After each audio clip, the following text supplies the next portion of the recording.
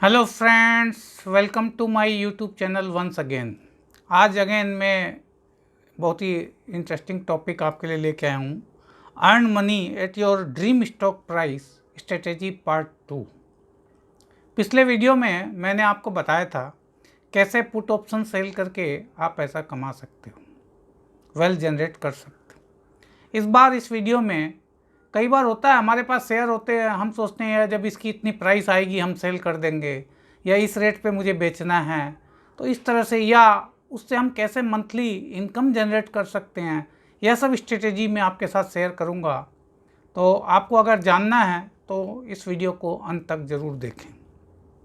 दोस्तों, क्या होता है कई बार हम शेयर परचेज कर लेते हैं और शेयर को हम लॉन्ग टर्म होल्ड करते हैं। बहुत बड़े इन्वेस्टर हैं, हम लॉन्ग टर्म के लिए, मीडियम टर्म के लिए, तो हम बैठे बैठे उस शेयर से हम इनकम जनरेट कर सकते हैं। क्या होता है, मैंने पिछले वीडियोस में भी कहा, डिफरेंट एसेट क्लासेस में अगर आप कोई भी शेयर लॉन्ग टर्म होल्ड करते हो तो तब भी 10, 12, 15% से ज़्यादा किसी भी एसेट क्लास में रिटर्न नहीं आई है पिछले 40 सालों में। तो हम कॉल ऑप्शन के थ्रू हम इसको हर महीने कुछ ना कुछ एडिशनल आप इनकम जनरेट कर सकते हैं। कैसे कर सकते हैं, देखिए क्या होता है कॉल ऑप्शन। जो लोग पहले से कर रहे हैं उन्हें बहुत जानकारी होगी एफएनओ में, लेकिन क्या होता है कॉल ऑप्शन यह मैं बता रहा हूँ। इसमें एक बायर होता है और एक सेलर होता है। इसमें क्या होता है, द सेलर और the writer is oblige to sell the commodity और financial instrument to the buyer if the buyer so decide. The buyer pays a fee called a premium for this right.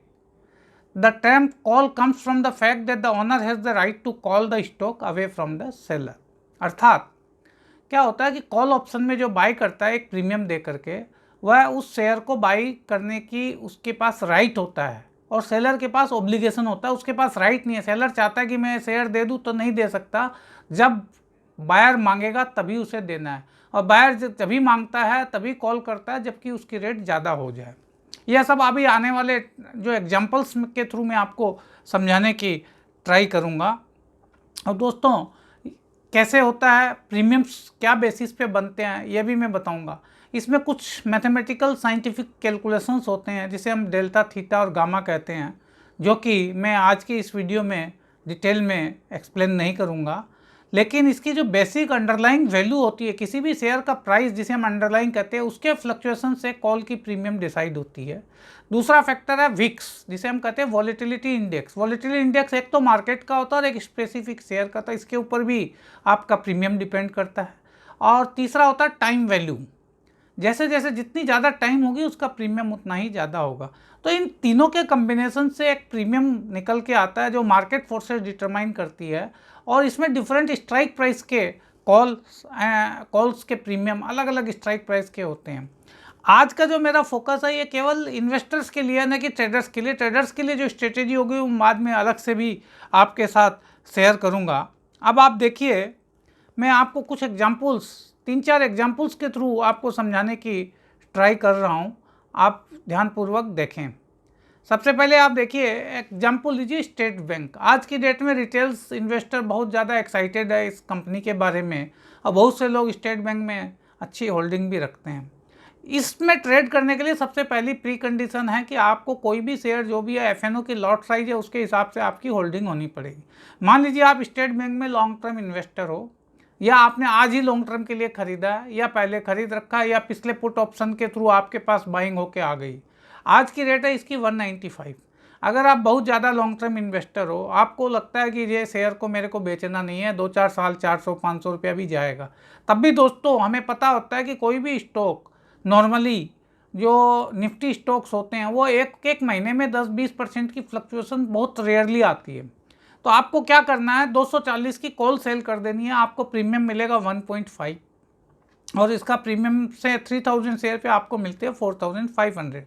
इसमें जो return मैंने calculate की है ये इस तरह से कि अगर आपको इन्वेस्टमेंट करना पड़े, आपको पेमेंट करके मार्जिन देना पड़े एक्सचेंज का, तब है मार्जिन 1,10,000। यह मार्जिन भी फ्लक्चुएट होते रहता है depending upon the volatility and everything, but अभी जो हायर साइड में ये मार्जिन है 1,10,000। तो अगर आपने 1,10,000 का इन्वेस्ट किया और 4,500 आपके पास आ गए तो आपकी रिटर्न बनती है 4.09%। और यही जो आपने इन्वेस्टमेंट कर रखा है, अगर उस शेयर को आप प्लेस कर दें तो आपके पास ये पेमेंट भी आपको देनी नहीं पड़ेगी, मार्जिन देना नहीं पड़ेगा और बैठे बैठे 4,500 आ जाएंगे।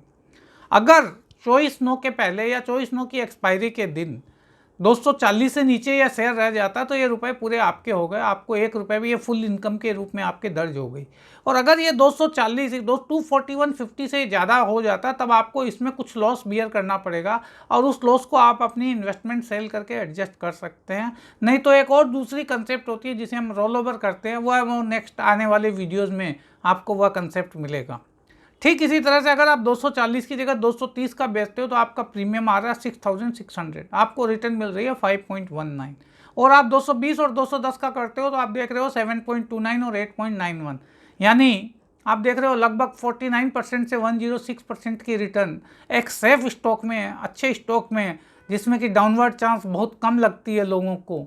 तो ऐसा होता है। अब दोस्तों ये पता नहीं होता किसी को कि शेयर मार्केट में कब कहाँ जाएगा नहीं जाएगा, और कई लोग ऐसे होते हैं मन में सोच के रखा कि मैं 240 आने से बेच दूंगा।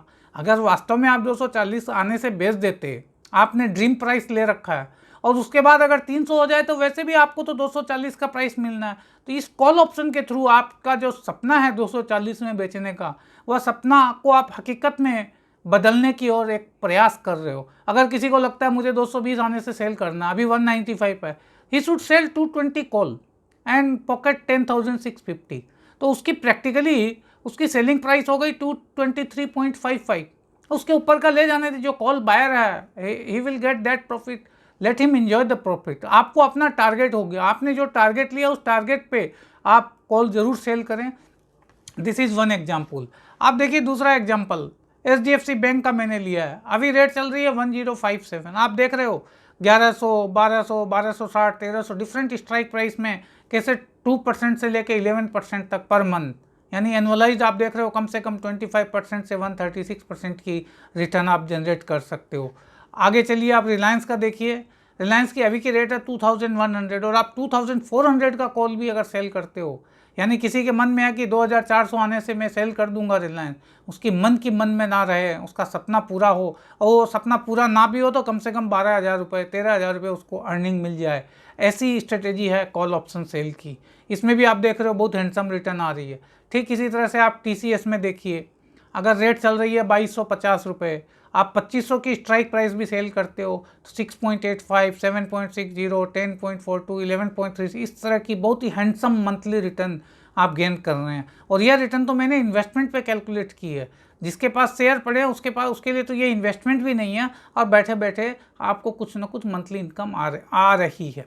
दोस्तों ये ऐसा ही है ठीक जैसे आपने कोई प्रॉपर्टी परचेज कर ली, आपने एक फ्लैट परचेज कर लिया, आपने 2 करोड़ में कर लिया, इसकी रेट्स रोज़ कभी 180 हो गई, कभी 210 हो गई, आपको डे टू डे देखना नहीं है। लेकिन उससे आप अगर रेंट में लेके हर महीने आप इनकम जो जनरेट कर लोगे वो वास्तव में आपका कैश फ्लो और रिटर्न बढ़ा देगी। अगर 5 साल बाद प्रॉपर्टी की रेट ना भी बढ़े और आपने उससे रेंट अर्न कर लिया तो दोस्तों आपका बहुत बड़ा बेनिफिट हो जाएगा, आप लॉस से बच जाओगे। सपोज कीजिए अगर स्टेट बैंक आपने 200 में लिया और 1 साल के बाद इसकी रेट 120 भी हो गई, लेकिन अगर हर महीने आपने 10 रुपये करके प्रीमियम ले लिया या रेंट ले लिया, कॉल सेल करते गए, तो उस केस में भले ही आपका लॉन्ग टर्म इन्वेस्टमेंट में लॉस हो, बस इस इनकम के थ्रू आप अपना कैश और कॉस्ट ऑफ एक्विजिशन कम कर सकते हो, बल्कि प्रॉफिट कर सकते हो। तो यह दोस्तों जैसे कि मैंने आपको बताया, शेयर मार्केट से अगर 10-12% रिटर्न आपको लॉन्ग टर्म में मिलते हैं, तो इस तरह की स्ट्रेटेजी से अगर आप 25-30% की रिटर्न साल के निकाल लेते हो,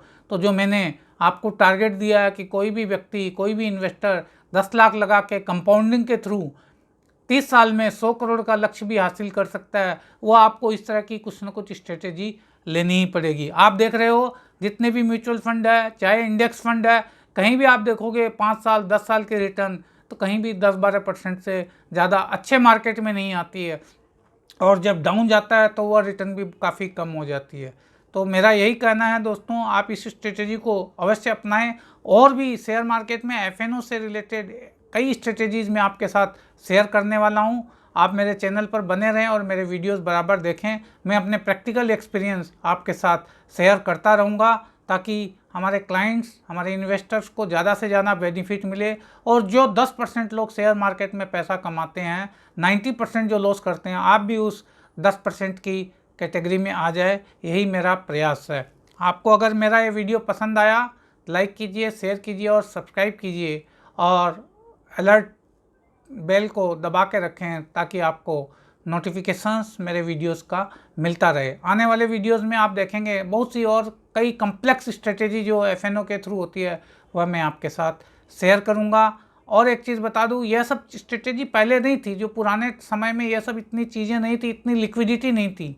अब जो है यह लिक्विडिटी आने के बाद इनमें काफ़ी लिक्विडिटी है, आप आराम से एंट्री और एग्जिट कर सकते हो और डिफरेंट स्टॉक्स में कई तरह की स्ट्रेटेजी बना सकते हो। इसलिए आप अपने इन्वेस्टमेंट एडवाइज़र से संपर्क में रहें और इसके साथ ही इस तरह की स्ट्रेटेजी बना के आप एक अच्छी वेल्थ क्रिएट कर सके, यही मेरा प्रयास है। धन्यवाद।